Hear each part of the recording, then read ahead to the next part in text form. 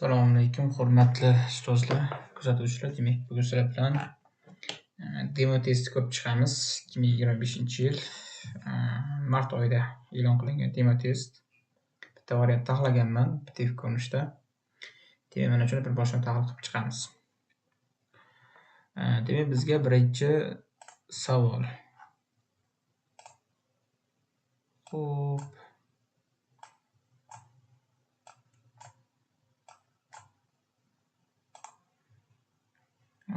Ruchkamizni to'g'ri olishimiz kerak.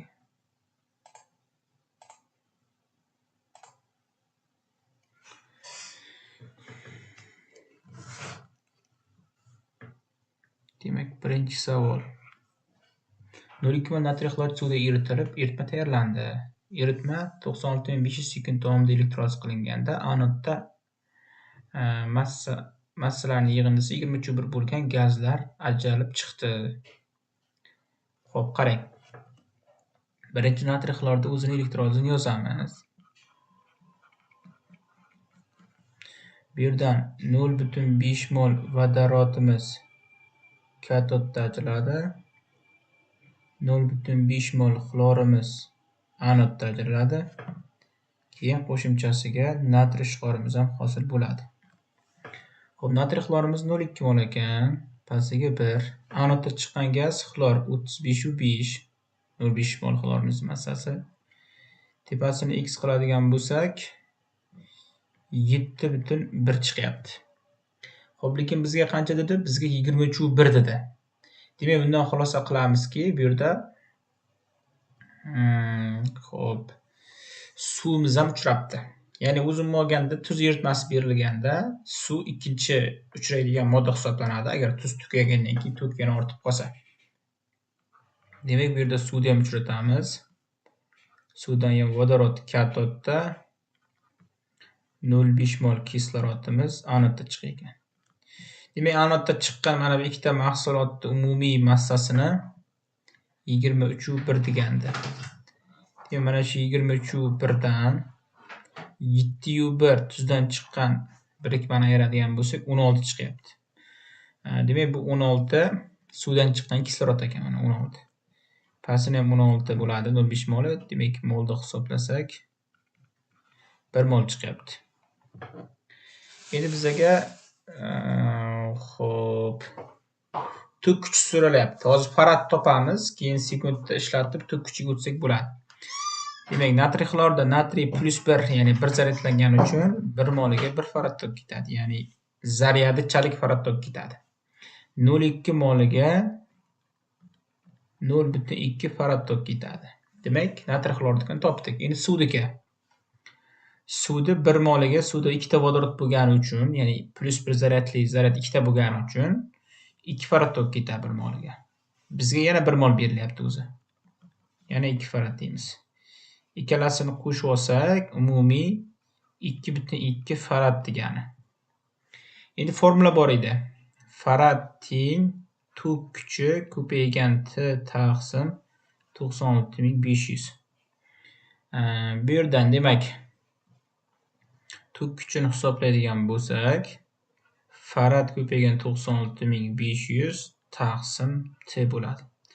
O'rniga qo'ysak, faradimiz 2,2 bo'ldi. Ko'paygan 96,500 taqsim vaqtimiz ham 96,500 mana. Buni hisoblasak 96,500 dan qisqarib ketsa 2,2 amper chiqadi. Demak, amperimiz 2,2 ekan. Xo'p, qarang, bu degani xo'p, biz tanlaymiz, 3 tanlaymiz. Ya'ni elektroz uchun ishlatilgan tok kuchi deyapti. Demak, A ga 2,2 bo'ladi. 2,2 degan javob 3 ta turibdi. Keyin hosil bo'lgan ishqorni massasi so'ralgan. Qarang, ishqorni mana buni topa olamiz. Mana bu 40 bo'lsa, 40 ni 0,2 ko'paytirib 1 ga bo'lsak 8 chiqadi. Demak, ishqorni massasi 8 bo'lsa, bu B degani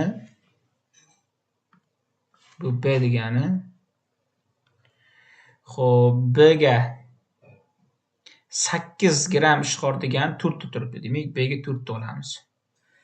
Shunda A ga 3, B ga esa 4 bo'ladi. Va bu A variant degani bizda. Hozir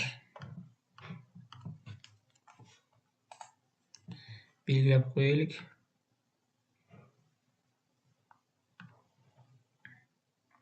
Demak, A javob. Demak, mana shu tartibda keyingi savollarimizga ham o'tamiz. Xo'p, ikkinchi savolni ko'ramiz. Quyida keltirilgan birikmada x va y ning valentligini toping debdi.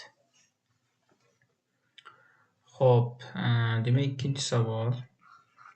Bizda birikma berilyapti. X OH dan 3 ta, Y O4 dan 2 ta deyilyapti. Qarang. Mana shu indeksga tushgan qiymatlar bular dastlabki qismlarda valentligi hisoblanadi. Misol uchun mana bu 2 miz. Hozir boshqa rangli ruchka bilan yozib ko'rsatay. Mana shu 2 miz mana shu tepadan 2 valentlik bo'lib tushgan. 3 bo'lsa mana YO4 dan valentlik bo'lib tushgan. Endi bizaga qarang, kislotani qoldig'ini valentligi uni yo'qotgan vodorodlar soniga teng bo'lardi. Demak, bundan xulosa qilamizki, mana bu YO4 da valentligi 3 bo'lyaptimi? Demak, 3 ta vodorodni yo'qotgan. O'sha yo'qotgan joyga qaytarib qo'ysak, H3YO4 ko'rinishida kelar ekan. Endi xuddi shunday asosimiz asos valentligida, asos qismi valentligida tepada 2 turibdi. Bu 2 ta OH ni yo'qotgan. O'zida bitta turibdi. Demak, dastlab x'imizga 3 ta OH bo'lgan. Endi shunga ko'ra x va y valentligini hisoblaydigan bo'lsak, bu yerda x'imiz 3 ta OH tutgani uchun OH'lar soniga teng 3 valentlikni namoyon qiladi. Endi y keladigan bo'lsak, buni hisob-kitob qilishimiz kerak. Demak, kislorodimiz 2, vodorodimiz 1 bo'ladigan bo'lsa, kislorodimiz 4 ta 2 8 bo'ladi. Vodorodimiz 3 ta 1 3 bo'ladi. 3 bilan 8 ni farqi y da valentligini beradi. Ya'ni bu yerda 5 bo'lar ekan. Shundan y valentligini demak 5 bilan belgilaymiz.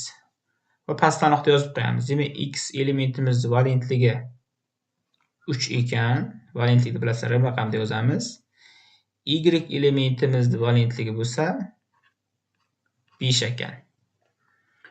Xo'p, endi 3 ga 5 degan javob bizda D variant hisoblanar ekan. Xo'p, davom ettiramiz. 3-savol. Xullas, sirka kislota eritmasi haqidagi savol ekan. Demak, Madina va uning oilasi tushlikka kabob tayyorlashdi. Sirka kislota eritmasi kabobga nordon maza berishini bilgan holda ular kabobga oz miqdorda suyultirilgan sirka kislota eritmasini sepib, so'ng tanovul qilishdi. Endi, demak, umumiy ma'nodagi, ya'ni ma'lumot berildi. Shunga ko'ra savol berilyapti. Quyidagi ma'lumotlar ichidan to'g'rilarni tanlang debdi. Xo'p, sirka kislotani kuch haqida ikkita ma'lumot beryapti. Birinchisi kuchsiz kislota, ikkinchisi kuchli kislota. Endi o'zi bu ma'lumot berildi, tepadagi o'sha Madinani oilasi qilgan ish bo'yicha javob berishimiz kerak, lekin u bo'lmagan taqdirda ham o'zi sirka kislota kuchsiz kislota. Shuning uchun ham ovqatga qo'shib iste'mol qilyapti. Kuchli bo'lganda o'zi iste'mol qila olmasdi. Demak, kuchsiz kislota degan birda olamiz. Misol uchun 2 bor javoblar B bilan C ni chiqarib tashlasak ham bo'ladi. Chunki kuchli degan javob xato. Endi 3 bilan 4 ikkalasi bir xil ma'noda berilyapti. 3 ta sirka kislotasi desotsiyalanganda vodorod ionlari hosil bo'ladi, deyapti. 4 ta OH ionlari hosil bo'ladi, deyapti. Xo'p, mana bu yerda yozib qo'yaman yonidan sirka kislotaning desotsiyalanishini. Demak, CH3SOH guruhi. Demak, desotsiyalanganda asetat anioni va vodorod kationini hosil qilar ekan. Demak, H chiqar ekan. Shuning uchun 3 ta olamiz.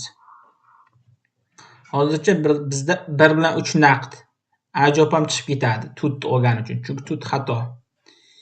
Endi keyingi 5 bilan 6 dagi demak ma'lumot bir xil yo'nalishdagi ma'lumot. Demak, bizga nordon mazani nima beradi? Nordon mazani o'sha kuchsiz kislota sirkadan hosil bo'lgan H ionlari beradi. Ya'ni misol uchun ba'zida ko'p mevalarimiz, asosan sitrus mevalar nordon ta'mga ega. Nima uchun? Chunki ular tarkibida H ionlari bor. Ya'ni kuchsiz, aynan sirka kislota emas, boshqa kislotalar ham bo'lishi mumkin. Misol limonda limon kislota, olmada olma kislota bo'lishi mumkin. Hammasida o'zaro miqdorda H ionlari bor. Ya'ni zarar jihatdan juda ham kam, zarar bera olmaydi, kam bo'lgani uchun, lekin nordon ta'mni beradi. Bu yerda men bu 6-dagi gap umuman boshqa ma'lumot ketyapti. Ya'ni bu yerda bu glukoza sirkaga umuman aloqasi yo'q, shuning uchun 5 ta olamiz. Demak 5 ta to'g'ri desak 1-3-5. 1-3-5 javob D varianti. Xo'p, keyingi savol demak 4. Xo'p, bizda nima bilan berilyapti bu yerda? Laboratoriyada tajriba o'tkazildi debdi. Xo'p. Birinchi probirkaga kumush 2 nitrat, ikkinchi probirkaga mis 2 sulfat, uchinchi probirkaga esa qo'rg'oshin 2 nitrat eritmalaridan 2-3 ml quyildi. Birinchi probirkaga mis sim, ikkinchisiga temir kukuni, uchinchisiga mis kukuni solindi. Moddalarning aralashtirilishi va zarur bo'lganida yetarlicha qizdirish sodir bo'lgan deyapti va barcha reaksiya tenglanmalarini aniqlang debdi. Xo'p, qarang, bir boshdan yozib chiqamiz. Birinchi idishda bizda kumush nitrat bor edi.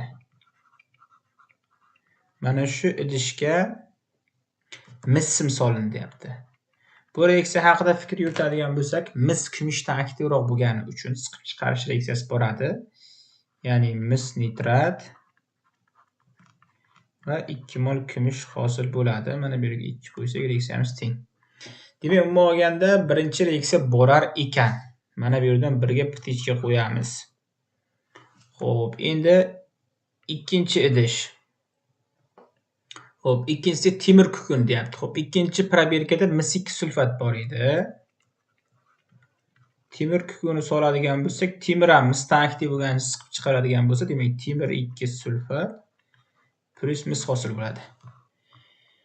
Demak, bu reaksiya ham bor. Mana bu 4 ta berilgan ekan. 4 ta ham olamiz. Xo'p, keyin 3-idish. 3-idishda qo'rg'oshin 2 nitrat eritmasi berilgan.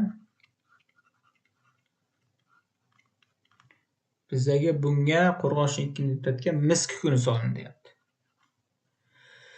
Xo'p, mis kukun soladigan bo'lsak, qarang, mis bilan qo'rg'oshinni solishtirsak, mis passiv qo'rg'oshinni siqib chiqara olmaydi. Shuning uchun bu reaksiya bormaydi.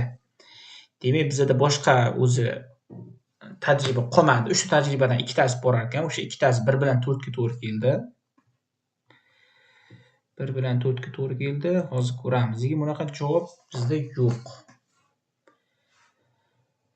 Xo'p, mana bu yerda e'tibor bergan bo'lsanglar, 3-tajribamizni 5-reaksiyaga berib qo'yibdi. Lekin bu mantiqan xato. Bu reaksiya bormaydi. Qizdirasizmi, kukun holatiga olib borasizmi, baribir mis qo'rg'oshindan passiv metal o'zidan aktiv metali tuzidan uni siqib chiqara olmaydi. Shuning uchun hozir bitta bu yerda bizda qolayotgan variant shu 1-4 ni o'zini yozib qo'yish. Qolgan reaksiyalarchi, misol uchun 2, 3 bular umuman tajribada unaqa reaksiyani o'zi yo'q. Hamma idish alohida turibdi. 5-tajriba o'sha, ya'ni 5-reaksiya 3-tajribada bor, lekin u reaksiya bormaydi. Shuning uchun yozib qo'yamiz mana bu yerga. Demak, 4-savolda kamchilik bor ekan. Mana javob 1-4 yoki Y javob qo'shib qo'ysanglar ham bo'laveradi. Xo'p, davom ettiramiz. 5-savol. Xullas, havo tarkibidagi karbonat berilyapti. Endi qanday hajmli havo tarkibida shuncha karbonat bo'lardi debdi. Bir proporsiya qilishimiz kerak. Demak, 120 milli havoda 11,2 ko'paygan 10⁻11 milli havo, ya'ni karbondioksid bo'lar ekan. Endi bizga xuddi shu miqdor 67.200 ko'paygan 10⁻11 milli bo'lishi uchun havoni hajmi qancha bo'lishi kerak deyapti. Endi bu yerda qaranglar. Mana bu yerda qisqaradigan holatlar bor. Misol uchun mana 10⁻11 bilan 10⁻11 ni qisqartirib olsak bo'ladi ikkalasidan ham. Xo'p, endi 120 ni ko'paytiramiz. 672 00 ga, ya'ni 67.200 ga bo'lamiz 11,2 ga. Bundan 720 ming chiqyapti. Endi bizga buni litrdagi qiymati kerak. Millidan litrga o'tganda bilasizlar, mingga bo'lish kerak. Orqada 3 nol o'chiradigan bo'lsa, demak bu 720 litr bo'lar ekan. 720 litr havo deb qo'yamiz. Hozir orqaga qaytaraylik. Xato yozganman. Havo. Xo'p, bu 1 ga to'g'ri keldi. Keyin shunday hajmli havoda, ya'ni mana shu havoni topdik 720 litr va mana shu 720 litr havoda necha litr kislorod bo'ladi? Va aytayaptiki, havo tarkibida kislorodning hajmi bo'lishi 20% deyapti. Endi bu ikkinchi qismini proporsiya qilamiz. Mana shu 720 litr havoyimiz misol uchun 100% bo'lsa, shuning ichida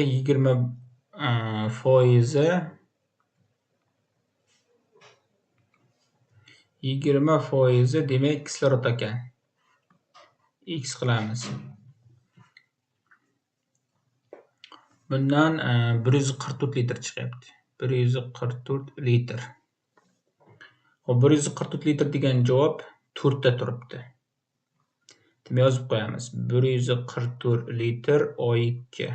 Bu o'zi 4 ta turibdi. Demak, javob 1 va 4 bo'ladi. Mana shu 4 ni ham o'chiraylik. 1 va 4. Endi 1 va 4 degan variantimiz C variantimizga mos keldi. Xo'p, keyingi 6-savolimiz bo'lsa, laboratoriya, demak, o'tkazishga oid belgi ekan. Ushbu rasmli belgi qanday amalni taqiqlamoqda deyapti. Bu yangi 7-sinfda olingan savol.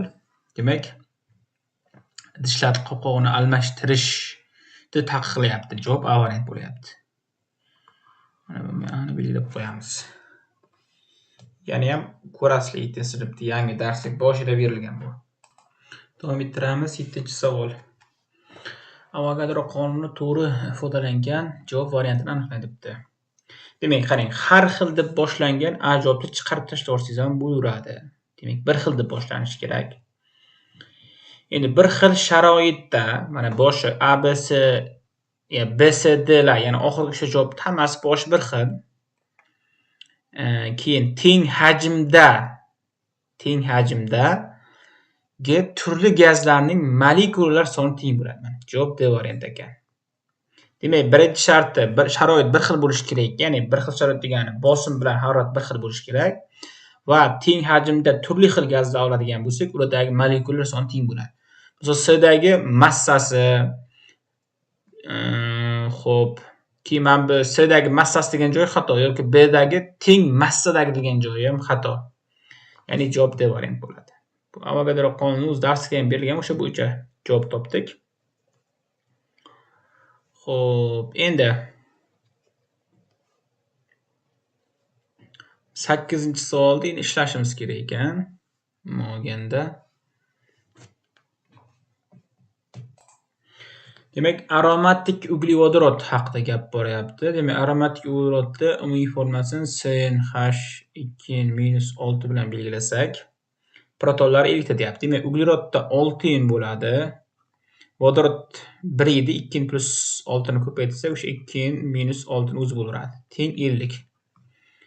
Xo'p, 6 ga 2 jami 8 n teng mana bu 6 bu tarafga qo'shilsa 56 bo'ladi. N teng 56 ni 8 ga bo'lsa, n ning qiymati 7 chiqyapti. Xo'p. Endi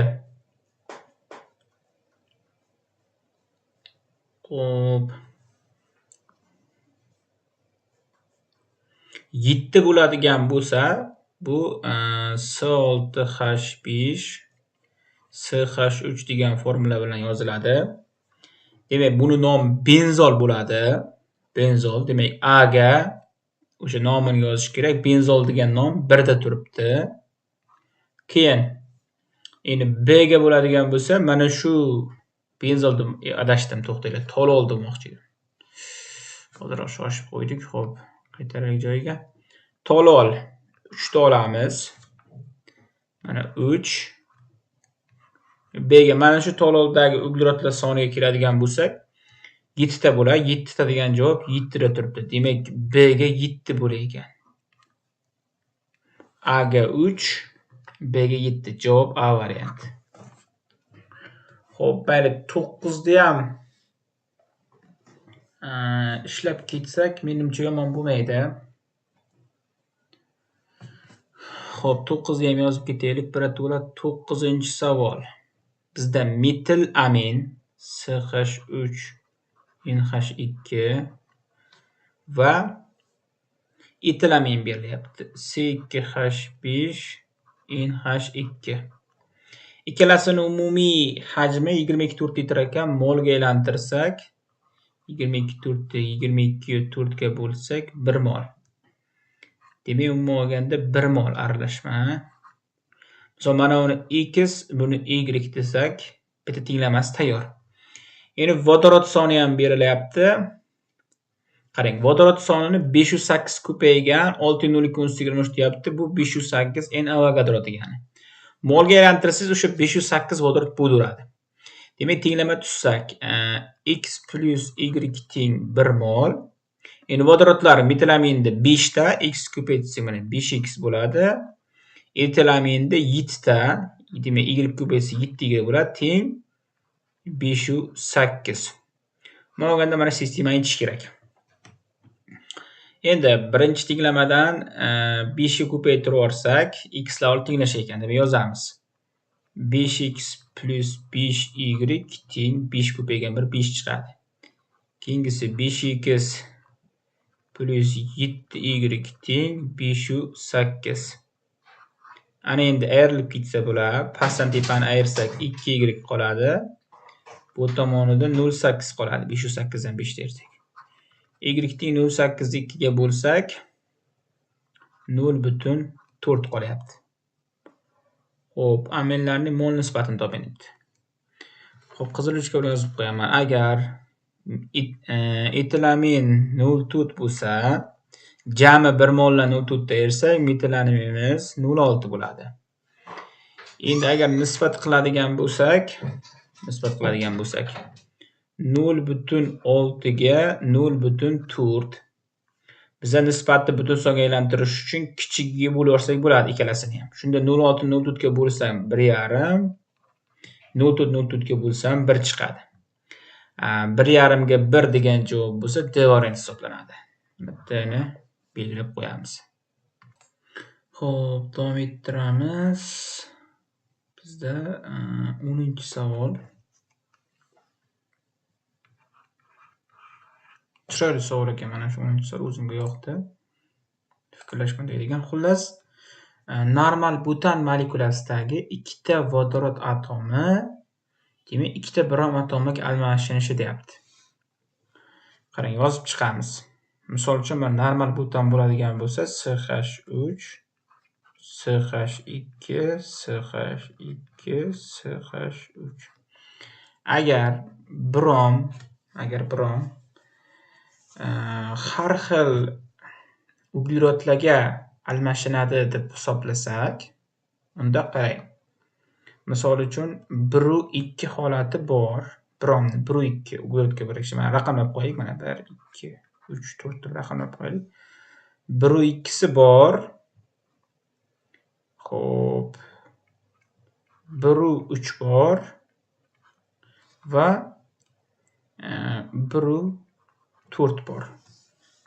Boshqachasi yo'q, ya'ni har xil ugleroddagi birikishi bo'yicha. Endi hozir misol uchun 1-1 ham bor, 2-2 ham bor. Misol uchun bundan tashqari ham mana yozib qo'yaylik. Ya'ni bitta uglerodga birikishi mumkin bo'lgan 1-1 yoki 1-2 demoqchi edim hozir.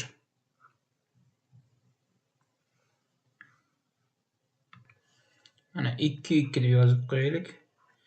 Demak, jam 5 xil holat bor. 5 xil holat. Endi bu 5 xil holatdan moganda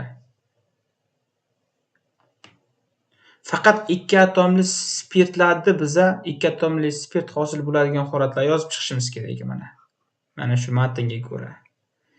Endi 2 atomli bo'lish uchun bitta uglerodda bo'lmasligi kerak. Shunda mana bu 3 xil bo'ladi. Endi bular yozib chiqamiz. Agar misol 1-2 da bo'lsa, mana tasavvur qiling, uglerod zanjirini o'zini chizay. 1-2 da bo'lsa. 1da brom, 2da brom. Bunga kaliy gidroksid suv eritmasini ta'sir ettiradigan bo'lsak, mana buni o'chirib turaylik. Mana kaliy OH, suv eritmaga mana suv ham deb qo'yaylik. Bunda 2ta bromning o'rniga OH boradi. Keyin kaliy brom ham chiqadi. Bo'ldi. Mana shu birikma. Buni raqamlaydigan bo'lsak, OH yaqin tomondan raqamlaymiz. Shunda buni nomi butandiol 1-2 bo'ladi. Bu demak bizga berilgan javoblardan 3 ga mos kelyapti. Endi 1-3 holati bor. 1-3 holati. Mana 1-3 dagi bromga to'g'ri keladigan bo'lsa, demak bunga kaliy gidroksidni spirtli eritmasini ta'sir ettiradigan, ya'ni suvli demoqchi edim. Suvli eritmasini ta'sir ettiradigan bo'lsa, o'sha 1-3 dagi brom chiqib ketsa, o'rniga OH keladi. Xo'p, bu yerda ham OH yaqin tomondan raqamlaydigan bo'lsak, buni nomi 1-3 butandiol bo'ladi. Butandiol 1-3 desak ham bo'ladi. Bu rasmdan 4 ga to'g'ri kelyapti. Xo'p, oxirgisi 1-4 holati. Xo'p, 1-4 holati bo'ladigan bo'lsa, moganda 1 ga va 4 ga brom qo'yamiz. Bunga demak kaliy gidroksidning suvli eritmasi bo'yicha ta'sir ettirish qiladigan bo'lsak, 1-4 dagi bromlar OH ga aylanadi. Demak, 4 ta uglerod chizamiz. Mana 1 ga OH, keyin 4 ga OH. Buni nomi butandiol 1-4 bo'ladi. Bu demak 5 ga to'g'ri keladi. Xo'p, yana bitta qolib ketibdi orada. E'tiborsizligimiz qolib ketibdi. 2-3 ham bor ekan. 2-3 holati ham bir yozib qo'yaman. Mana 2-3 holati ham bor ekan. Hozir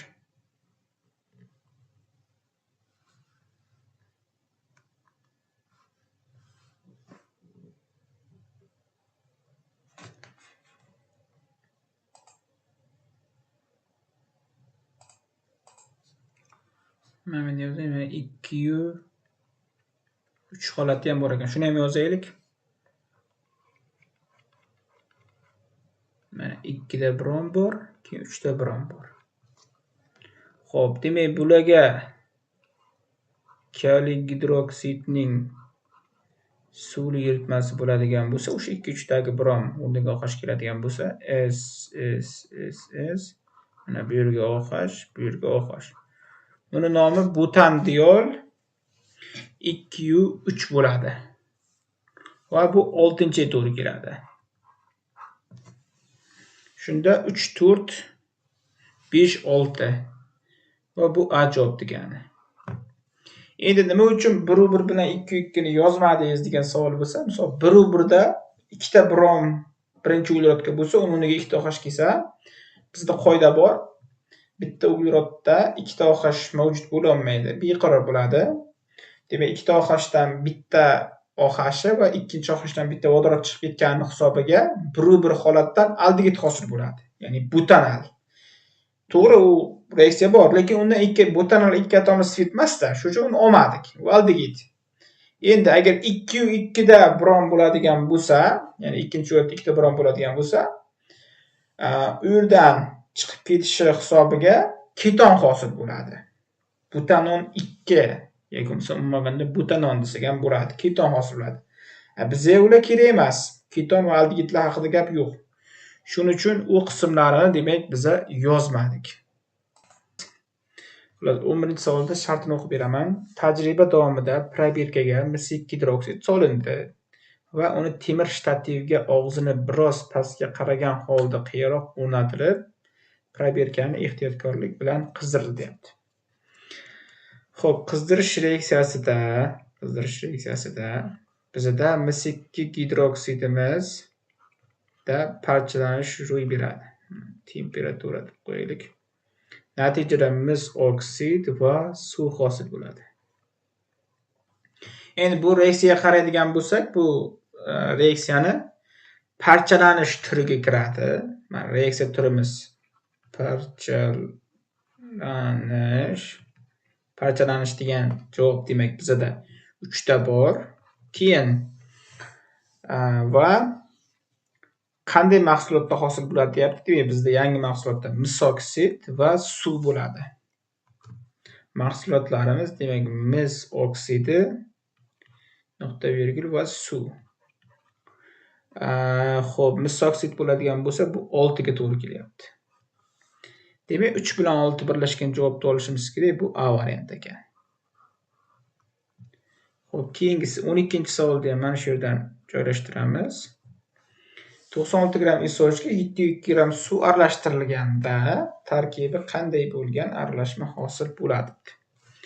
Xo'p, maslahat beriladi. Oldin mana shularni molga aylantirib olishdi. Misol uchun SO3 ni molini topmoqchi bo'lsam, 96 ni bo'laman. Xo'p, 80 ga SO3 demasa 80 ga. Bundan 1,2 mol chiqadi. Endi suvni molini topamiz.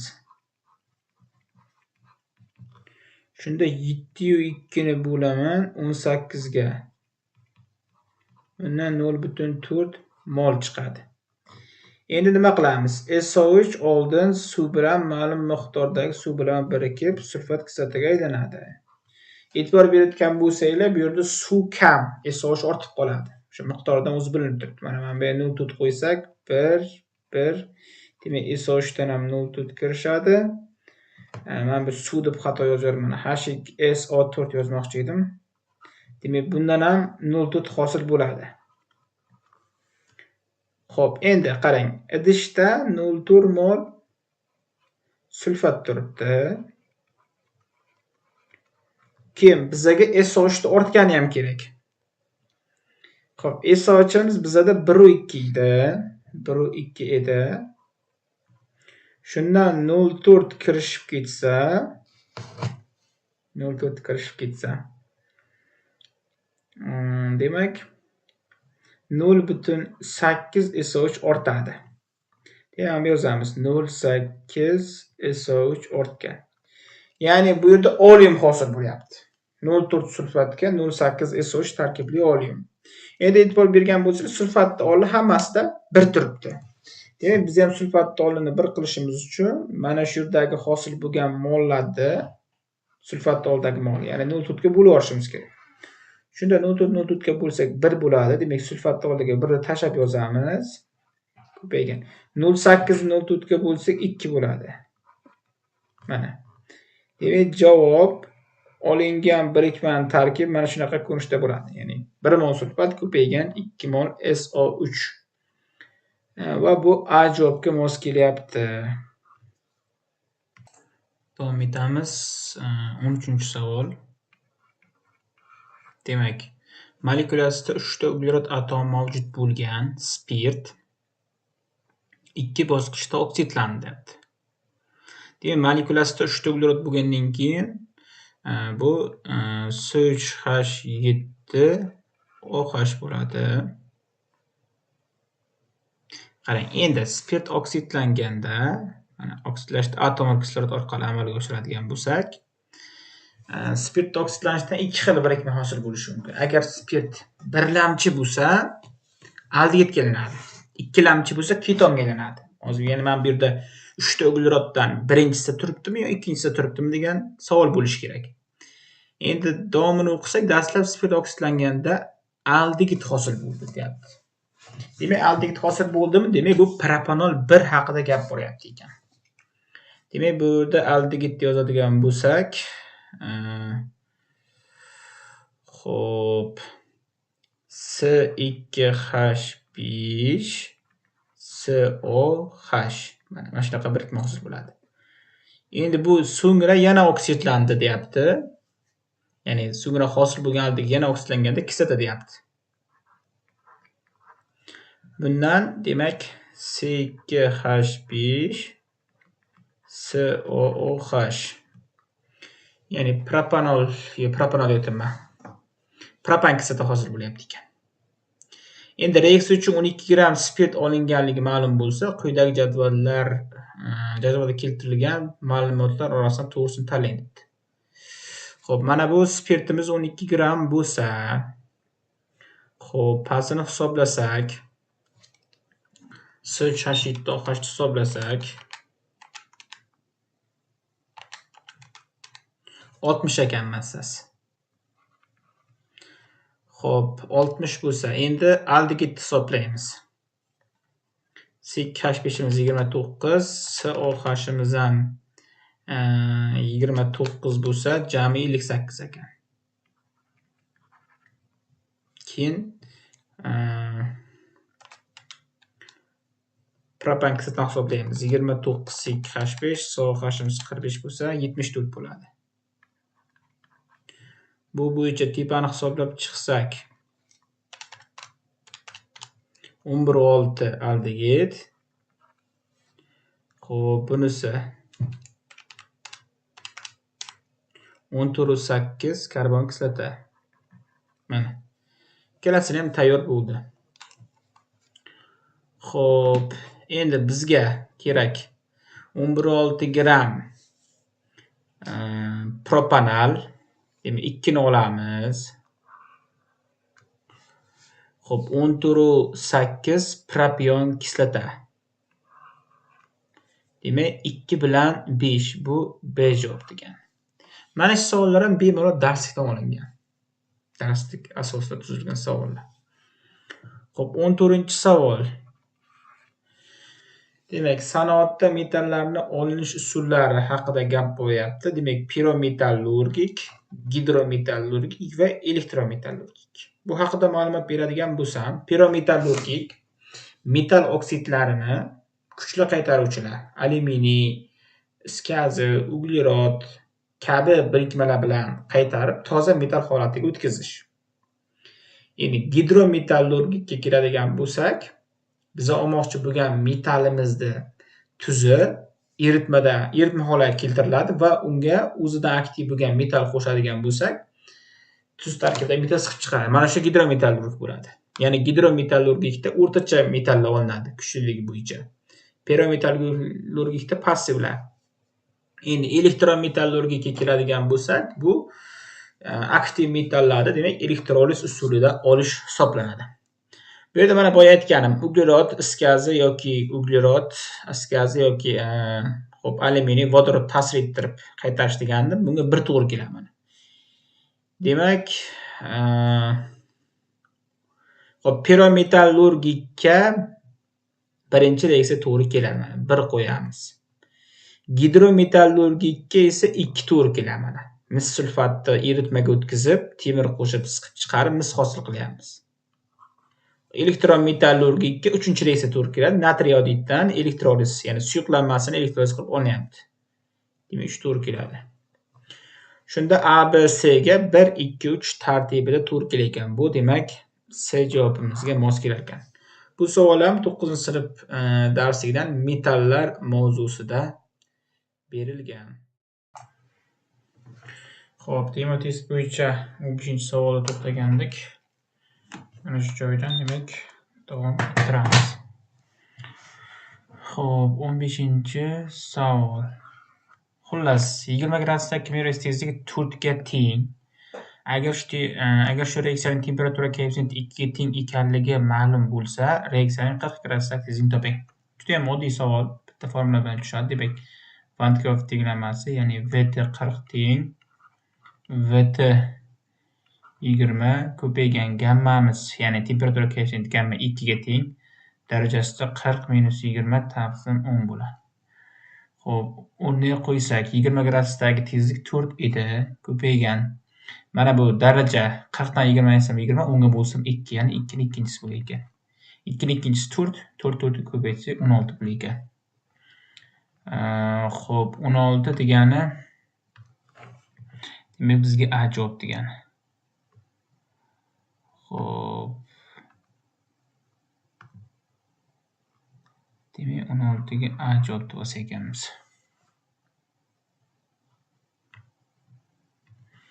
Keyingisi 15 demoqchi edim. 15 ga 16 degan javob, ya'ni A javob bosdik. Endi 16-savol. Metallurgiya kombinatida chuyan va po'lat ishlab chiqariladi. Chuyan ishlab chiqarishda asosiy xomashyo temir rudalar hisoblanadi.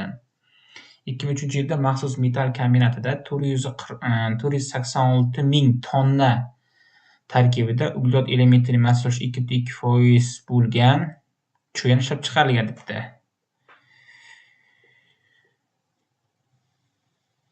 Xo'p, endi ikkita savol berilyapti. Birinchisi, ishlab chiqarilgan 486 ming tonna chuyan tarkibida necha tonna uglerod elementi mavjud? Buni proporsiya qilamiz. Demak, mana shu 486 tonna chuyanimiz olaylik 100% bo'lsa, shun tarkibida 2,2% uglerod elementi bor. Mana 2,2% uglerod elementi. Shuni x qilamiz.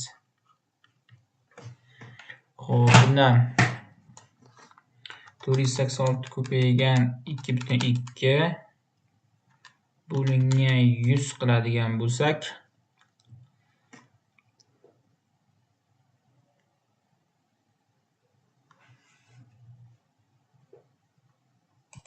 Xo'p, bu yerda qaranglar, 486 tonna deb tushirmamin, 486 ming tonna ekan. Hozir orqaga qaytamiz. Sal shoshimiz. 86 dan 486 ming bo'lgani uchun 3 tonna tonnasi 100%, 2,2% da x qilsak, xo'p 10,692 bo'lar ekan. 10,692 tonna bo'lar ekan. Demak, bunaqa javob faqat 1 da berilgan. 1 da berilgan. Demak, mana shunga 1 da belgilab qo'yamiz. Mana shu ma'lumot bizga savoldagi 1 ga to'g'ri kelyapti. Endi yana nima gaplar berilgan? Keyin ikkinchi ustungi koksit vazifasi. Endi koksit bu asosan uglerod. Uglerodda asosiy vazifasi o'sha yuborilgan havo tarkibidagi kislorod bilan kirishib is gazi hosil qilish. Nima uchun is gazi kerak? Chunki is gazi metall oksidlaridan metalni qaytarish uchun asosiy manba hisoblanadi. Demak, 4 ta olamiz. 4 qo'shmasdan olamiz. Mana 1 ta oldik, 4 ta oldik. Keyin va yana boshqa tomondan sabablardan bittasi, koksit sabablardan bittasi yuqori harorat hosil qilish. Chunki bizda bu reaksiya yuqori haroratda bo'ladi. Koksit vazifalaridan bittasi yuqori harorat hosil qilish. Demak, 1, 4, 5 ta olamiz. Javob B variant bo'ladi. Mana bu 4 bilan 5 darslikda yozilgan. 9-sinfda chuyan po'lat olish mavzusida, temir mavzusida bor xullas. O'shandan ko'rib olsanglar ham bo'ladi. Davom ettiramiz. 17-savol. Demak, bizda ikkita element, uglerod va oltin gugurt. Ikkalasi umumiy 12 gramm ekan. Endi xullas yondirilganda birinchisidan karbonat angidrid, ikkinchisidan oltin gugurt toroksid chiqibdi. Bu ikkalasini 28 gramm deyapti. Dastlabki aralashmadagi uglet va oltin gugurtning massa ulushlarini foizda hisoblang debdi. Xo'p, tenglama qilsak ham bo'ladi yoki qarang, massani saqlash qonunidan foydalanib kislorod massasini topib olsak, keyin molga o'tib sal qulaylashtirsak bo'ladi. Misol uchun, reaksiyadan oldingi 12 gramm aralashmaga kislorod massasini qo'shsam, mahsulotlar massasiga teng bo'lishi kerak. Bu yerdan kislorod massasini hisoblasak 16 chiqadi. Endi kislorodni 16 grammini molga aylantirsak 0,5 mol bo'ladi. Ikkalasini birlashtirib 0,5 deymiz. Xo'p, endi sistema tuzsak, buni x, buni y desak, bu ham x, bu ham y bo'ladi. Shunda yozamiz.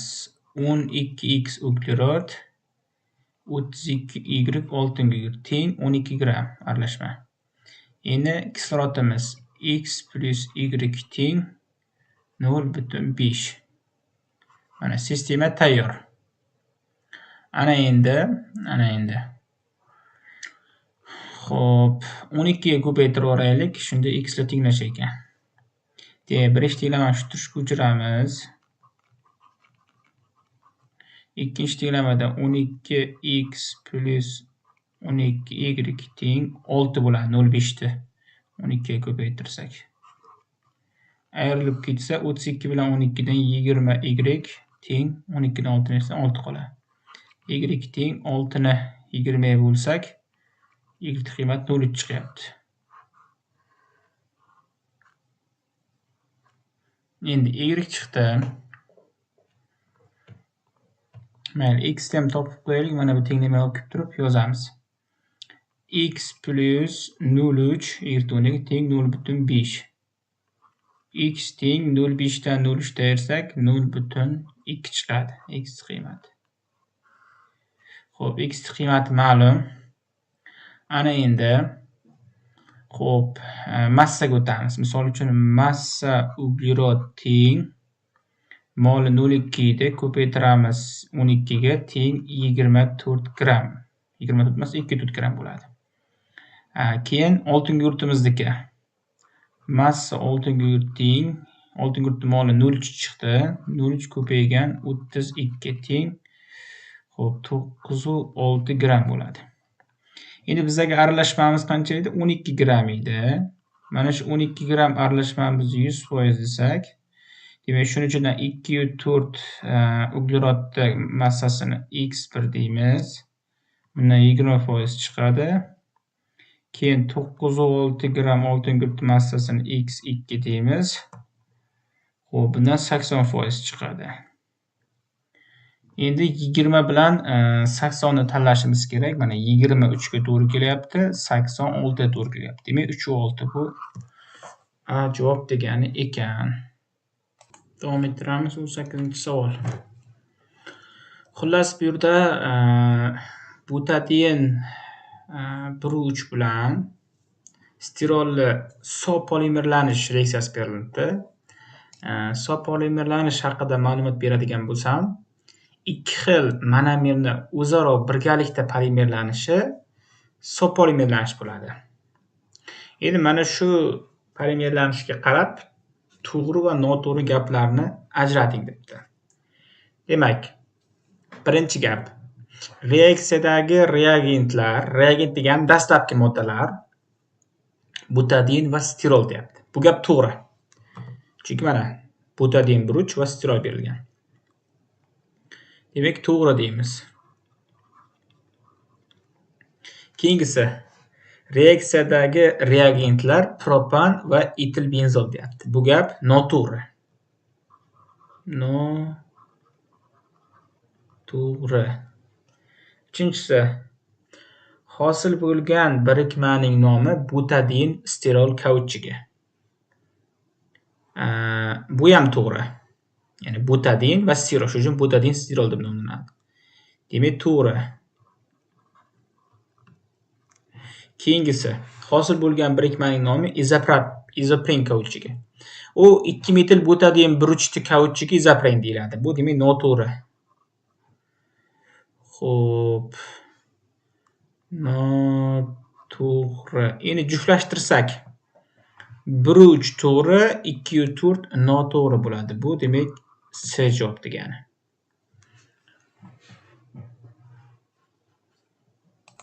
Davom ettiramiz. Demak 19-savol. Radioaktiv kobalt 60 izotopi tarqatadigan gamma nurlar saraton kasalligini davolashda qo'llaniladi. Kobalt 60 izotopi o'zidan gamma nurlanish tarqatganda massasi qanday o'zgaradi? Agar o'zgarsa necha birlikka o'zgaradi deyapti. Xo'p, bu yerda qarang, 19 ga ko'rsatib ketaman. 9 ga gamma haqida gaplashadigan bo'lsa, gammaning massasi ham 0, tartib raqami ham 0. Demak, birorta atomdan gamma chiqadigan bo'lsa,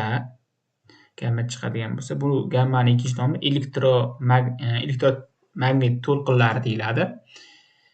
Ya'ni bu yerda massa ham o'zgarmaydi, zaryad ham o'zgarmaydi.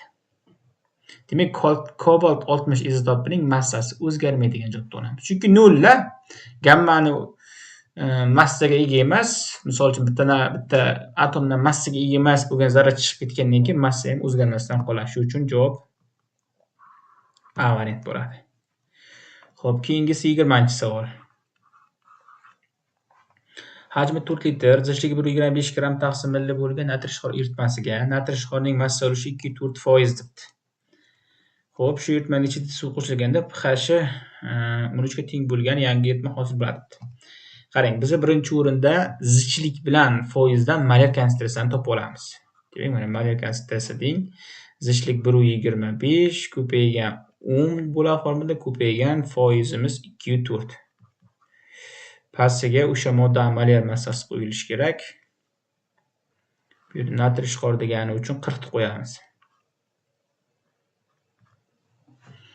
Xo'p, endi hisoblasak 1,23 10 ko'paytirsam 12,5 bo'ladi.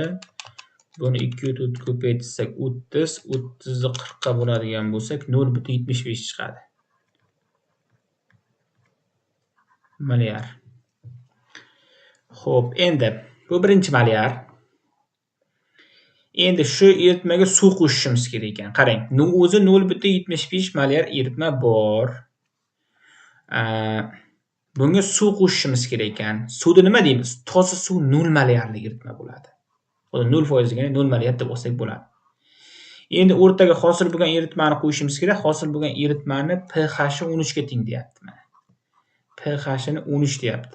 Bizga ishqor-ku, ishqor bo'lgani uchun biz pH ga o'ta olishimiz kerak. pH bilan pH yig'indisi 14 ligini hisobga oladigan bo'lsa, demak pHimiz 13 bo'lsa, yig'inda 14 bo'lish uchun pHimiz 1 bo'lishi kerak. pHimiz 1 degani demak OH ionlarining konsentratsiyasi 0,1 molar degani. Endi bu OH qayerdan keladi? Bu ya'ni hosil bo'lgan yangi eritmadagi o'sha natriy OH ni ionlarga ajrashdan kelib chiqadi. 0,1 hosil bo'lgan bo'lsa, demak natriy ishqorimiz ham 0,1 molar bo'lgan. Demak hosil bo'lgan ishqor eritmasi 0,1 molarli bo'libdi mana. Endi bu yog'i 0,1 bilan 0,2 0,1 bo'ladi. 0,75 bilan 0,1 0,65 bo'ladi. Xo'p, suvni hajmi so'ralayapti mana. Suvni hajmi to'g'risiga x qo'yamiz. 0,75 molarlining hajmi 4 litr berilgan. Xo'p, buni hisoblasak 26 litr chiqyapti. 26 litr. Umuman olganda mana shu yechim, bu diagonal usulida. Mana birinchi usul deb qo'yay. Xo'p, endi eritmaga suv qo'shganda boshqacha formula ham bor. Ya'ni mana bu yerdan yozamiz. Ikkinchi usul deb. Ya'ni dastlabki eritmani molarligi va hajmi, hosil bo'lgan eritmani molarligi va hajmi degan formula bor. Demak, e'tibor bersanglar, demak dastlabki molarlik 0,75 hajm dastlab 4 teng. Demak, Hosil bo'lgan molyarlik mana natriy shqortini 0,1 deb topgandik. Mana yozib qo'yaylik. S molyar 2 teng 0,1. Xo'p, bu qayerdan kelib chiqdi deb rasmidan ko'radiganlar tushunmay qolmasligi uchun mana bu 0,1imiz mana bu ustidan kelib chiqdi. Ana endi demak, S molyar 2 ga 0,1 qo'yamiz. 0,1 ko'paygan V2 deymiz. Shundan V2 ni hisoblaydigan bo'lsak, necha chiqadi bu yerda? 30 chiqar ekan. Qarang, endi 4 litr eritma bor edi. Ustiga suv qo'shgandan keyin 30 litr qolibdi. Qancha suv qo'shgan desa, mana hosil bo'lgan hajmdan, dastlabki mavjud bo'lgan hajmdan ayirib tashlayman. Demak, 26 litr H2O qo'shilgan deb qo'yamiz. Endi hozir ikki xil usulda ishlab berdim. Qaysini tanlab hisob-kitob qilish sizlarga havola. Davom ettiramiz. 21-savol. Atom radiuslarining o'lchami keskin farq qiluvchi metallar orasida hosil bo'lgan kristal panjara tugunlarida atomlar almashinib joylasha olmaydigan qotishmalar deb ataladi debdi. Heterogen bo'ladi bu yerda, qarang. Qoidasini tushuntiraman. Bu ham 9-sinf darsligi metallar mavzusida berilgan. Atom radiuslarining o'lchami bir-biriga yaqin bo'lsa gamogen bo'ladi. Keskin farq qilsa heterogen bo'ladi. Demak, ikkini olishimiz aniq ekan. Endi mana shu heterogenga mos keladigan juftliklarni tanlashimiz kerak. Boya aytganimizdek, atom radiuslarining o'lchami bir-biridan keskin farq qilishi kerak. Endi misol uchun bundan ruh bilan mis juftligini chiqarib tashlayman. Nima uchun? Chunki bular o'zi davriy sistemada ketma-ket joylashgan. Atom radiuslar bir-biriga juda ham yaqin va bular gamogen hosil qiladi. Endi ikki yo'q javoblardan chiqarsam B bilan A chiqib ketadi. 2 borlardan 5 borini chiqarib tashlasam D javob chiqib ketadi. Demak, shunda bizaga 2, 4, 6 qolyapti va bu to'g'ri javob. Ya'ni 4 dagi qalay bilan oltin bir-biridan keskin farq qiladi. Keyin 6 dagi ruh bilan alyuminiy bir-biridan keskin farq qiladi. Mis bilan oltin ham bir-biriga nisbatan yaqinroq. Davriy sistemani tekshirib ko'ringlar, bir-biriga yaqinroq. Shuning uchun ular ham o'zi mana mis bilan oltinni ko'p uchratganmiz-ku. Tilla buyumlarda mis bilan oltin. Shu gamogen bo'lgani uchun ham yaxshi qotishma hosil qiladi-da. Xuddi bitta metaldan yasalgan bo'lib turadi. Heterogen bo'lsa, sal farq qilgani uchun yaxshi birlashmaydi. Davom ettiramiz. 22-savol. Ikkita kolbaning har birida rangsiz va hidsiz gaz mavjud. Kolbalarning biridagi gaz vodorod debdi. Ikkinchisida esa kislorod debdi. Kolbalarning qaysi birida kislorod va qaysi birida vodorod borligini qanday aniqlash mumkin degan savol beriladi. Yaxshi savol. Xo'p, endi demak, buning uchun ham biz to'g'ri javoblarni tanlab chiqishimiz kerak. Bizda 6 ta ma'lumot berilyapti shu tarif bo'yicha. Qarang, misol uchun hozir bu yerda savollarga berilgan 6 ta tarif bir-biriga o'xshash. Shuning uchun aniq bilganlarimizni chiqarib tashlashdan boshlaymiz. Misol uchun ikkinchi gap. Har bir kolbaga neon gazi qo'shiladi va reaksiya boshlanishi uchun kolbalar sovitiladi. Neon bilan hech qaysi birikma, ya'ni hech qaysi modda birikmaydi. Bu yerda neon vodorod qo'shilgan idishga qo'shishdimi, kislorodga qo'shilgan idishga qo'shishdimi? Baribir hech qanaqangi tashqi o'zgarish bo'lmaydi. Shuning uchun 2 degan javobni chiqarib tashlaymiz. Endi 2 bor javoblar ketsa, A bilan B ketyapti. O'z-o'zidan birinchi gap to'g'ri bo'lib qolyapti. Ya'ni birinchida nima deganda, har bir kolbaga kislorod gazi qo'shiladi va yonish jarayonini boshlash maqsadida tashqi ta'sir ko'rsatiladi deyapti. Xo'p, endi 3-gapni o'qiymiz. Ichida dastlab faqat kislorod bo'lgan kolbada reaksiya yuz beradi debdi.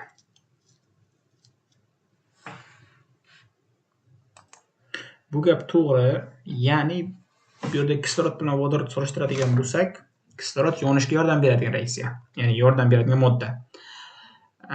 Bu vodorodimiz esa yonishga yordam bermaydi. Shuning uchun shuni olamiz. O'zi mana birinchidagi tasdiqda to'g'riligini ham sababi shu. Ya'ni kislorodni bor kolbaga olov quysangiz o'zi yonayotgandi, vodorod bor kolba yonmayotgandi, keyin yana ikkita idishga ham kislorodni yuborsangiz, avvaldan yonayotgan kolba yonish davom etaveradi, vodorod bor kolba yonishni boshlaydi oldin yonmayotgani uchun. Shuning uchun shundan bilib olamiz. Xo'p, demak, 4-chi gap uch teskarisi, demak uni olmaymiz. Xo'p. Keyin 5-inchisi ichida dastlab faqat vodorod bo'lgan kolbada reaksiya yuz beradi. Boya aytdim, yonmaydi dedim boshida vodorodni o'zi, buni ham olmaymiz. 6. Ichida dastlab vodorod bo'lgan reaksiyada yuz bermaydi. Ya'ni 5 teskarisi to'g'ri bo'ladi. 5 xato bo'lsa, xato fikrda teskarisi to'g'ri bo'ladi. Demak, 1, 3, 6 bo'lar ekan, bu D variant degani. Davom ettiramiz. 23-savol. Sut murakkab tarkibga ega bo'lgan biologik suyuqlikdir. Uning tarkibiga kiruvchi moddalar har xil disperslik darajasida bo'ladi. Masalan, sut shakari va mineral tuzlar sut plazmasida erigan holatda bo'lsa, oqsillar va tuzlarning bir qismi kolloid holida, yog' esa sut plazmasida suzib yuruvchi mayda yog' sharchalari ko'rinishida bo'ladi.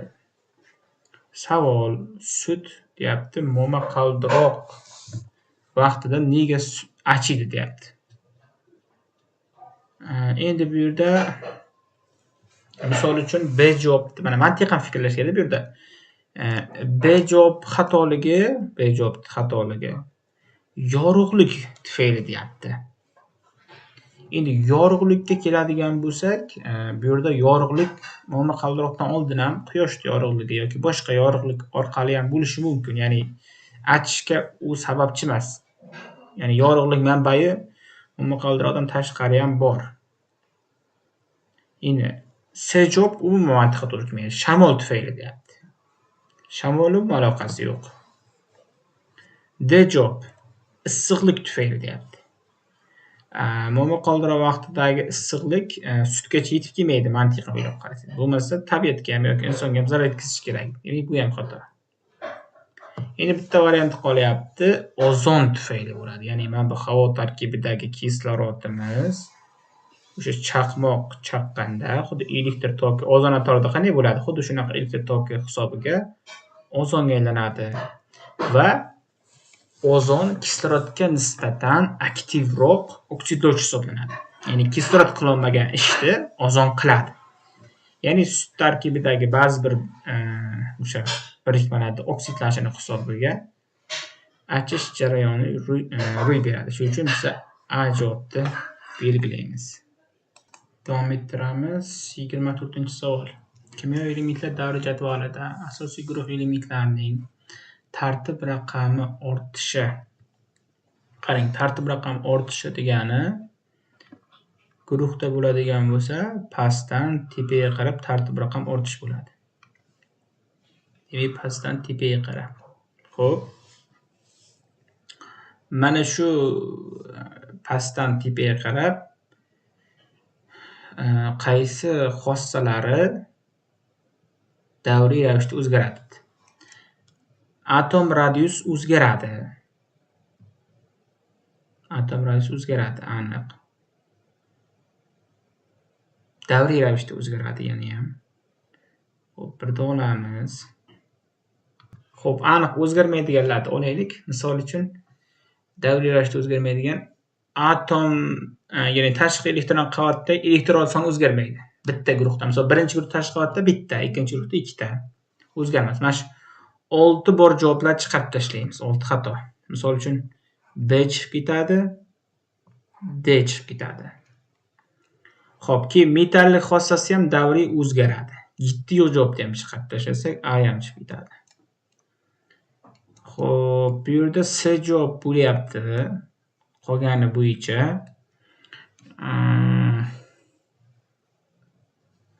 xo'p, lekin misol uchun boshqasi ham xato emasda. Ana elektromobil to'g'ri.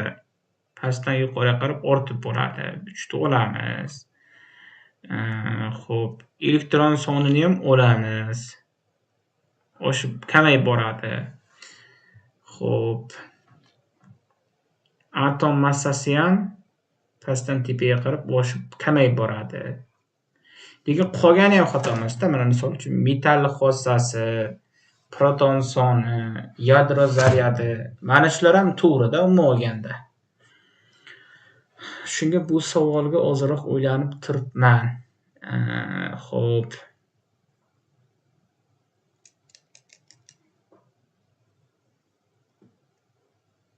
Balki ortib boradi yoki kamayib boradi degan shartni kiritish kerakdir.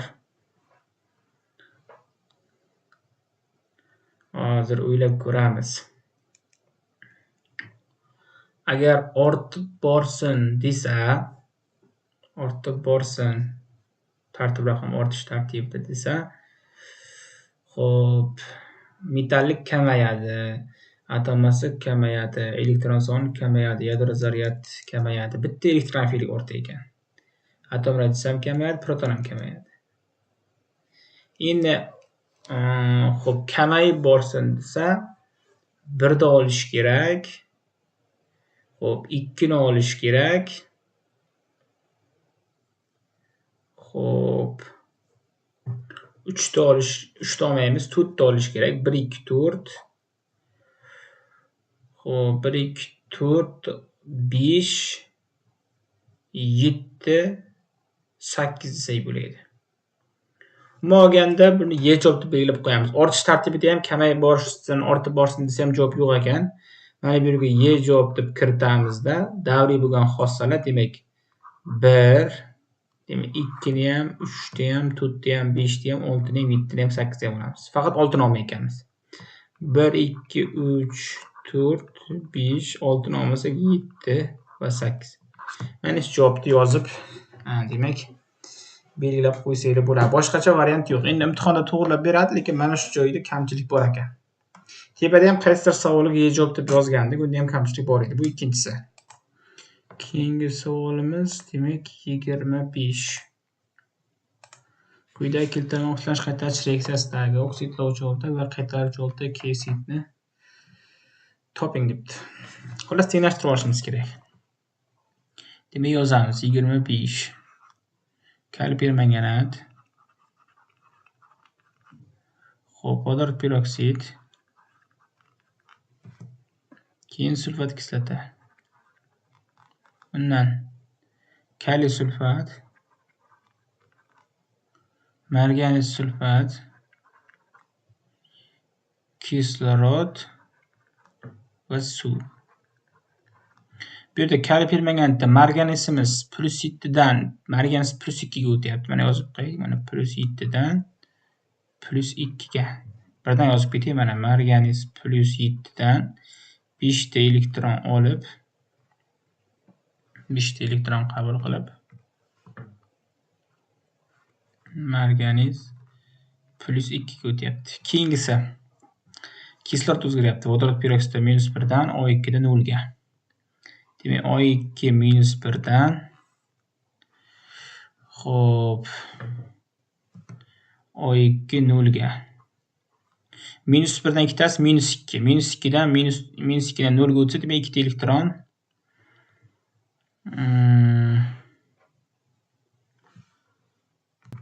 beryapti ekan. Demak, -2 ta elektron deb qo'yamiz. Endi 5 ga 2 turibdi. Mana teskarisiga 2 ga 5 qilamiz. Demak, marganizsiz birikmalar o'rniga 2 qo'yamiz. Xo'p, kislorodli birikmalar o'rniga 5 qo'yishimiz kerak. Xo'p, kaliyli birikma o'rniga mana 1 qo'ysam, kaliyga teng. Sulfat o'rniga 3 qo'yaman. Xo'p, 16 ta vodorod reaksiyadan oldin, demak reaksiyadan keyin mana bu yerga 8 qo'ysam tenglashadi. Endi demak bu yerda oksidlovchi kaliy permanganat bo'ladi. Va u A deydigan bo'lsak 2 ekan koeffitsiyenti. Qaytaruvchi vodorod peroksid bo'ladi. U B ekan va uni oldida keyin 5 ekan. Qaranglar, umuman olganda oksidlovchi bilan qaytaruvchini topishning bitta yo'li bor. Qachonki elementning oksidlanish darajasi kamaysa, o'sha element oksidlovchi bo'ladi. Misol, marganskiy +7 dan +2 ga kamayaptimi? Demak, u oksidlovchi. Kislorodimiz -1 dan 0 ga qarab ko'tarilyaptimi? Demak, ko'tarilsa u qaytaruvchi. Mana shunaqa qilib ajratib olsanglar bo'ladi. Demak, kaltni belgilaymiz. A ga 2, B ga 5 ekan. Javob esa C variant degani bunda. Davom ettiramiz. 26-savol. Quyidagi ma'lumotlardan qaysilari to'g'ri va qaysilari noto'g'ri? Xo'p, birinchi ma'lumot. Asosli oksidlarning kislotalar bilan reaksiyaga kirishishi natijasida tuzlar hosil bo'ladi. Bu gap to'g'ri. Asosli oksidlar asosli xossani beradi, kislotalar demak kislotalar xossani beradi. Asosli va kislotali demak xossani beruvchi birikmalardan albatta tuz hosil bo'ladi. Xo'p, misol uchun mana asosli oksidga qaysini misol qilsak bo'ladi? Mis oksidni asosliga misol qilsak bo'ladi. Hozir xo'p, o'chirib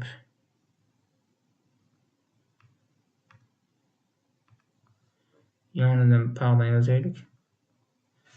Hozir mana 26 birinchisi. Mana mis oksid bilan H asosli oksid va kislota. Mis 2 xlorid va suv. Mana haqiqatan tuz hosil qilish uchun birda oldik. Endi ikkinchi ta'rif. Sulfat kislota va xlorid kislota o'zaro reaksiyaga kirishib tuz hosil qiladi. Demak, sulfat bilan xlorid kislota o'zaro reaksiyaga kirishmaydi. Demak, ikkinchi gap xato. Ikkita kislota bir-biri bilan kirishmaydi. Xo'p, shuni o'zidan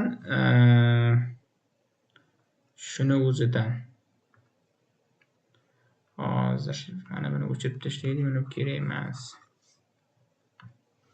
Shuni o'zidan ikkini xato dedik, birda to'g'ri dedik. Endi uchinchisi. Asoslarning kislotalar bilan reaksiyaga kirish natijasida tuzlar hosil bo'ladi. Asosga mana misol uchun xo'p, qaysini misol qilsak bo'ladi asosga? Temir 2 gidroksidni misol qilaylik. Kislotalar, sulfat kislotani misol qilaylik. Temir 2 sulfat va suv chiqadi. Haqiqatan temir 2 sulfat bu tuz. Demak, 3 da ham to'g'ri ekan. Tuz hosil qiladi degan gap to'g'ri ekan. To'rtinchisi, natriy gidroksid, kaliy gidroksid bilan reaksiyaga kirish tuz hosil qiladi. To'rtinchi reaksiya ham bormaydi. Natriy gidroksidimiz ham asosli, kaliy gidroksidimiz ham asosli, ikkita asos o'zaro kirishib tuz hosil qilmaydi, ya'ni umuman olganda birikmaydi. 4 xato. Xo'p, beshinchisi masala sifat ta'rif ekan, tekshirib ko'ramiz. Demak, 49 gram sulfat kislota bu 0,5 mol bo'ladi. 20 gram natriy gidroksid bu ham 0,5 mol bo'ladi. 0,5 degani ikkalasi bir-bir birikyapti degani. Bir-bir biriksa haqiqatan nordon tuz hosil bo'ladi mana. Bir-bir nisbat saqlash uchun natriy gidrosulfat chiqarishga majburmiz. Demak, 5-gap to'g'ri ekan. Shunda 1, 3, 5 to'g'ri, 2, 4 noto'g'ri. Javob B variant bo'lar ekan. Yaxshi savol. Demak, davom ettiramiz. 27-savol. Demak, 3608 gram glitseringa yetarli miqdorda yuqori molekulyar to'yingan karbon kislota ta'sir ettirilganda 267 gram yog' hosil bo'ldi. Agar reaksiya unumi 75% ekanligi ma'lum bo'lsa, reaksiyada ishtirok etgan karbon kislota nomini va massasini aniqlang. Xo'p, qarang, glitserin olganda CH2OH. Xo'p, CH2OH bo'ladi. Bunga yuqori molekulyar karbon kislotani RSOH deb beradigan bo'lsak, demak 1 mol glitseringa 3 mol karbon kislota birikib, olganda yog' hosil qiladi. Yog'imiz mana shu glitserinning murakkab efiri hisoblanadi. CH2O xo'p SOR keyingisi CHOH SOR, uchinchisi CH2OSOR plus bundan OH, bundan H ketsa, uchtasidan 3 mol suv hosil bo'ladi. Glitserinimiz 36,8 gram ekan. Xo'p, pasini hisoblaydigan bo'lsak, 3 ta OH'imiz 17 ning 3tasi 51, 3 ta uglerodimiz 36, keyin SH2, SH va SH2 dan jami 5 ta vodorod. Xo'p, 92 bo'lyapti. Agar xato hisoblamagan bo'lsam, hozir tekshirib ko'raylik yaxshisi. Demak, to'g'ri. Endi mana bu 267 gram yog'ni ham unumga hisoblab o'zgartirib olamiz. Ya'ni 267 gram chiqqan yog' bu 75% unum bilan bizga 100% unum bilan qancha bo'lishi kerak deb hisob-kitob qilsak, 356 chiqadi. 356. Xo'p, endi demak, buni ustiga 356 ni qo'yamiz. 356. Pasini x qilsak, 356 ni ko'paytiramiz 92 ga. Xo'p, bo'lamiz 36,8 ga. Bundan 890 chiqyapti.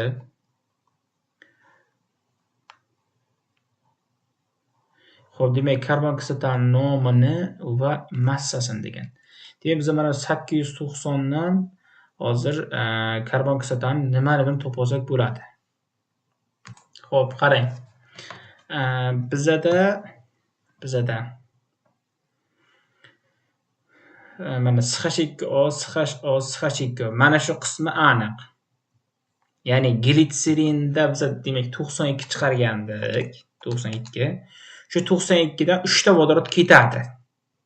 Mana SH2O, SH2O turibdi-ki, H'lari ketgan. Shunda 3 ta olib tashlasak, demak, mana shu SH2O, SHO, SH2O. Mana shu qismi 89 bo'ladi.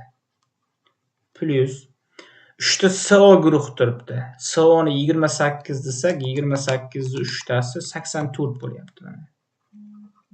Plus 3 ta radikal turibdi. 3 ta radikal teng 890.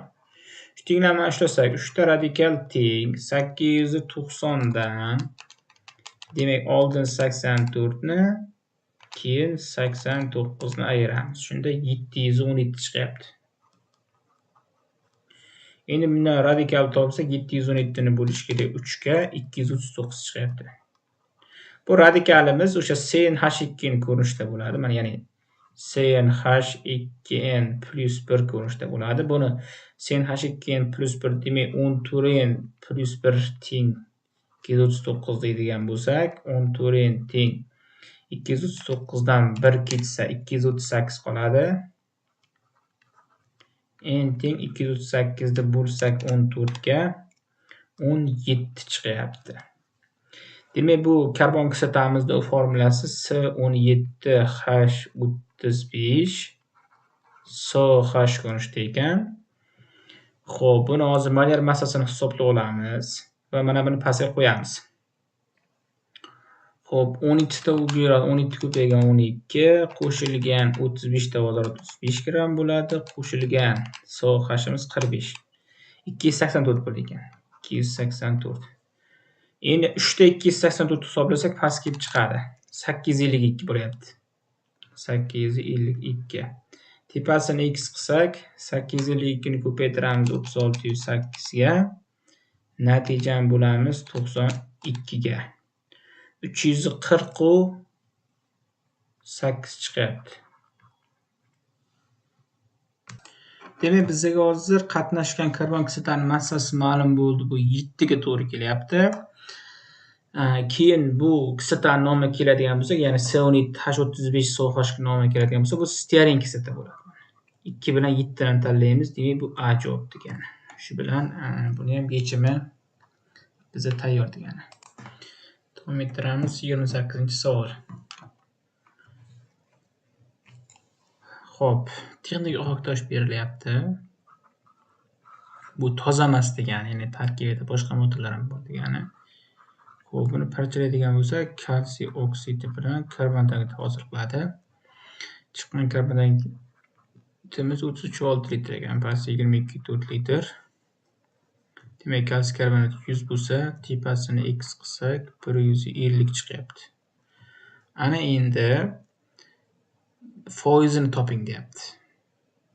Ohaktosh foizini, tozalik darajasi, ya'ni 200 gram texnik ohaktosh 100% bo'lsa, shundan 150 grami tozasi ekan. Buni foizda hisoblaydigan bo'lsak, 75% degani.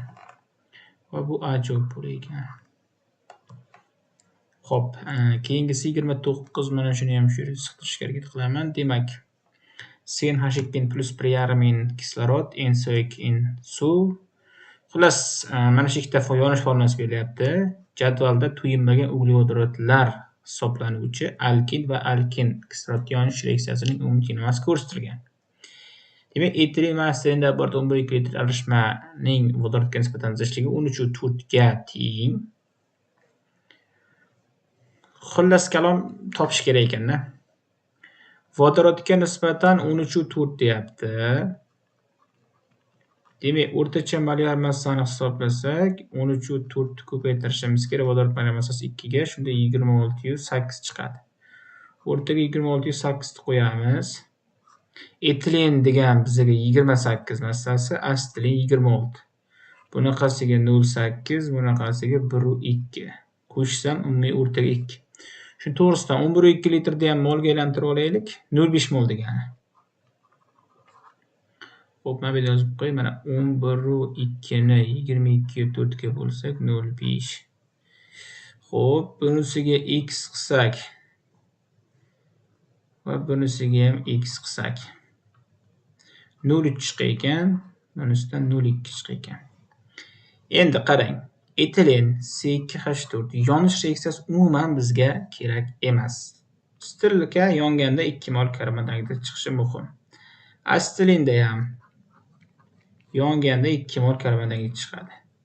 Demak, C2H4imiz 0,2 ida 1, 2 qilsak karbon dioksid 0,4 chiqyapti. Astilinimiz xo'p 0,3 ida pastiga 1, 2 qilsak 0,6 chiqyapti. Umuman olganda 1 mol karbon dioksid bo'libdi. Endi bu yerda natriy shqor bilan reaksiyasi berilyapti. Demak, natriy shqorni bizga 400 gram 20% deyapti. Demak, 400 ni 0,2 ga ko'paytirsam 80 chiqyapti. Molga aylantirsam 80 ni bo'laman 40 ga 2 mol bo'lyapti. Demak, 1 mol karbon dioksidga 2 mol natriy shqor qo'shilyapti. Xo'p, bizda nima deyapti? Qaysi tuzdan hosil bo'ladi deyapti. Qarang, 1 ga 2 kirishganda oxirigacha boradi. Ya'ni o'rta tuz hosil bo'ladi. Mana shuni eslab qolinglar. Mana to'g'ridan to'g'ri chiqaraman. Natriy karbonat, suv. Agar 1 ga 1 kirishganda natriy gidrokarbonat hosil bo'lardi. Bo'lsa karbonat ustiga 1 qo'ysangiz ham, buni ustiga 2 qo'ysangiz ham baribir mana 1 ni 1 ga bo'lsangiz ham 1, 2 ni 2 ga bo'lsangiz ham baribir. Ikkalasi to'liq kirishadigan mahsulot shu natriy karbonat. Endi bu 106 bo'lsa, tepasini x qilsak, karbonat bo'yicha topsak ham, ishqor bo'yicha topsak ham baribir 106 ni o'zi chiqadi. Demak, natriy karbonat hosil bo'lar ekan, 2 ni olamiz va uni massasi 106 gram bo'lar ekan. 2, 4 B javob degani. Xo'p, nima olganda yaxshi savol ekan. Davom ettiramiz. 30-savol. Butadiyen buruchning kimyoviy formulasi deyapti. Demak, birinchi gap, kimyoviy formula. Butadiyen buruch diyena, demak, ya'ni butadiyen buruch deyapti. Demak, 4 ta uglerod bo'ladi, C4H6 bo'ladi. Demak, bu C4H6 deganimiz formula A ga to'g'ri kelyapti. Endi va shu modda molekulasidagi sigma bog'lar sonini toping deyapti. Demak, sigma bog'lar. Eslab qolinglar, sigma bog' topish uchun ochiq zanjirli uglevodorod bo'lsa yoki ochiq zanjirli birikma bo'lsa, mana shu indekslarni qo'shib 1 da yasanglar ham chiqadi. 9 ta chiqadi. Yozib tekshirib ko'ringlar, baribir chiqadi. Bu qisqaroq sura. Demak, 9 ta degan bu B ga to'g'ri keladi, ya'ni sigma bog'lar soni. Shunda A ga C4H6 4 ta olamiz. B ga 9 ta 5 ta olamiz. Demak, A ga 4, B ga 5. Javob D variant bo'ladi. Yaxshi savol ekan. Davom ettiramiz. 31-savol. Quyidagi ma'lumotlardan to'g'ri va noto'g'ri ma'lumotlarni ajrating. Birinchisi A, ya'ni suv qattiq harakat holatda metall kristal panjara hosil qiladi. Bu gap xato. Suv qattiq holatda, ya'ni o'zi umuman olganda kristal panjara hosil qilish uchun moddani qattiq holatga o'tkazish kerak. Va suv kovalent bog'lanish birikma va ya'ni odatdagi sharoitda suyuq bo'lgani uchun bu molekulyar kristal panjara bo'ladi. Bu gap xato. 2. Natriy xlor qattiq harakat holatda ion kristal panjara hosil qiladi. Bu gap to'g'ri. Ion bog'lanishi birikmalar ion kristal panjara hosil qiladi. 3. Karbon angidrid qattiq harakat holatda molekulyar kristal panjara hosil qiladi. Bu gap ham to'g'ri. Xo'p, demak C18H38, ya'ni alkan berilyapti. Ion kristal panjara deyapti. Yo'q, bu ham molekulyar. Bu ham xato. Demak, 2-3 to'g'ri, 1-4 noto'g'ri. Javob D variant bo'ladi. Davom ettiramiz. 32-savol. Aholi istiqomat qiluvchi hududlar havosi ifloslanishini kamaytirishda suv isitish punktlarida issiqlik manbalaridan biri bo'lgan yoqilg'i to'g'ri tanlashning ahamiyati katta debdi. Loyihalashtirilayotgan yangi zamin yashash punktidagi suv isitish stansiyasiga bir kunda 8.800.000 kilojoule issiqlik zarur.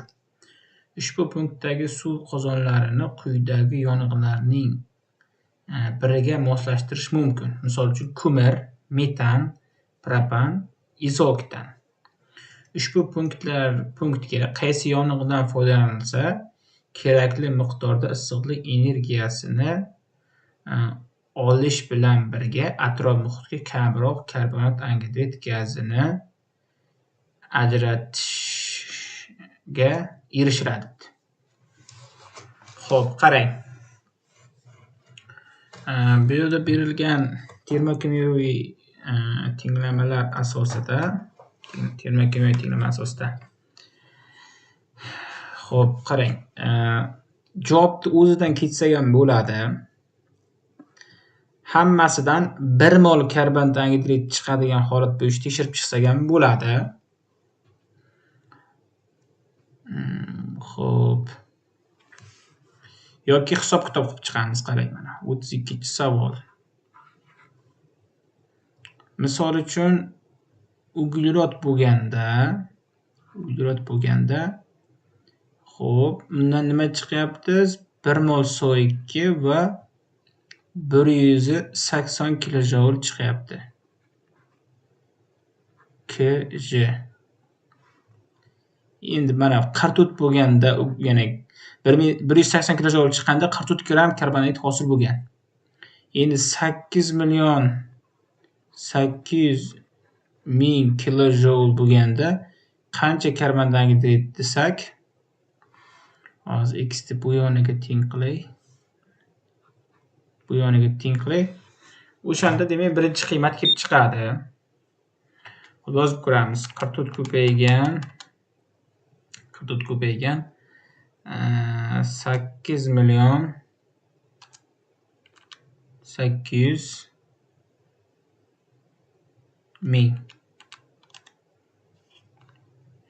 bo'lingan 180.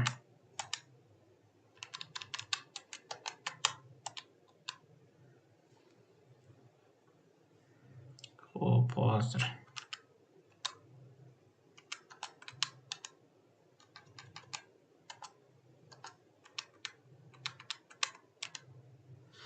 bundan xo'p, necha chiqyapti? 2 million 151.110.7 deyapti. Shuni 111 deb olsak bo'ladi. Gram. Bu ko'mirni yonishdan. Shuncha sig'ib olish uchun shuncha karbondioksid kerak ekan. Endi ikkinchisi metan bo'yicha. Demak, metan bundan bitta karbondioksid chiqyapti va 8 kilojoule chiqyapti. Ustiga 8.800.000 ni qo'yamiz. Pastiga 44. Mana buni tepasini x qilamiz. Shunda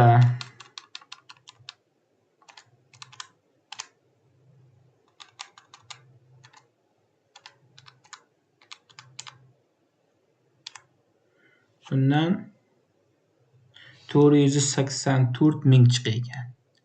484.000. Mana, o'zi bundan kamroq karbondioksid chiqyapti. Demak, ugli degan joy chiqib ketdi. Endi propanni ko'ramiz. SO3H8. Xo'p, bundan 3 mol karbondioksid va chiqayotgan issiqlik 2100 kilojoule.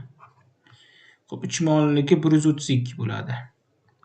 Demak, 2100 dan 132 gram karbondioksid chiqsa, demak 8.800.000 ga x qilamiz. Shunda xo'p,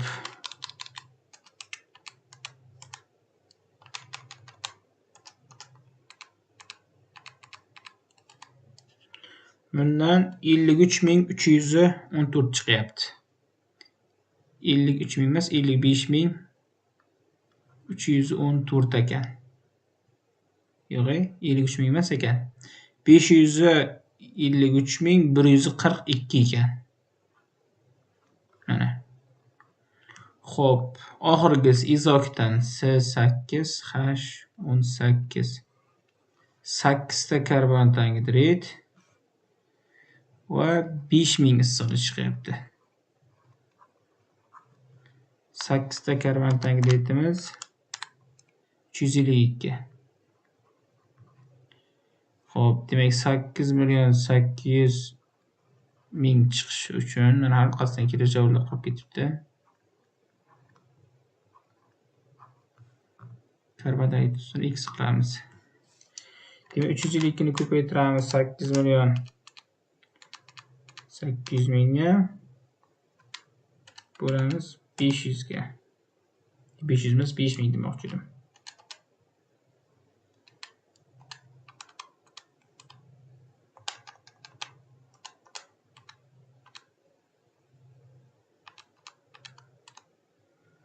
Bundan 619.520 chiqyapti.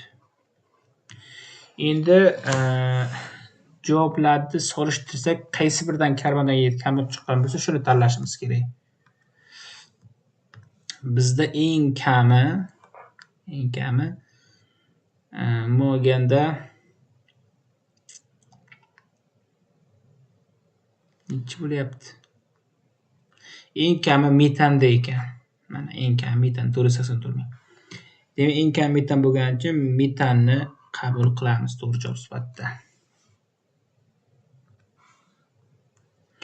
Yoki qaranglar. Boshqacha qilsa ham bo'laydi. Misol uchun hammasini bir molga to'g'rilasa bo'laydi. Misol uchun ugleroddan, ya'ni bo'lganda karbondioksiddan deylik, uglерод yonishdan osilgan karbondioksiddan mana 1 moldan 180 chiqyapti. Metanda 1 mol karbondioksiddan 800 chiqyapti. Qaysi biridan katta energiya chiqsa, bir xil karbondioksid olganimizda qaysi biridan katta energiya chiqsa, o'sha javobni olishimiz kerak. Misol uchun mana bu anonsiga propanga 3 molidan 2100 deyapti. 1 molidan 700 chiqadi. Misol uchun. Oxirgisida 8 molidan 5000 chiqyapti. 1 molidan qancha deymiz? 625 chiqyapti. E'tibor beringlar, eng kattasi metanda. Mana shu hisob kitob yana ham osonroq.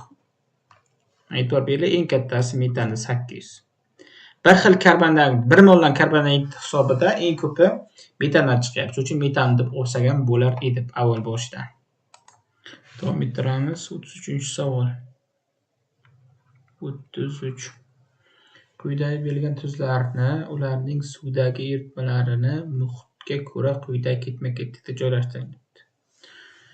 Xo'p, natriy xlor, demak, bizda neytral, demak oxirida turadi, birda. Xo'p, kaliy nitrat, kaliy nitrit demoqchi edim. Kaliy nitrit, kaliy kuchli, nitrit kuchsiz.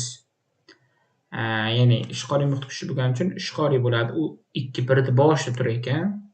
Rux xlorid, rux kuchsiz, xlorid kuchli, kislotali muhit o'rtada turadi. Demak, 2 3 1 tartibida ekan. 2 3 1. Javob D variant bo'lar ekan. Juda ham oson savol. Davom ettiramiz. 34-savol. Xo'p, mana 34 deb yozib qo'yaylik.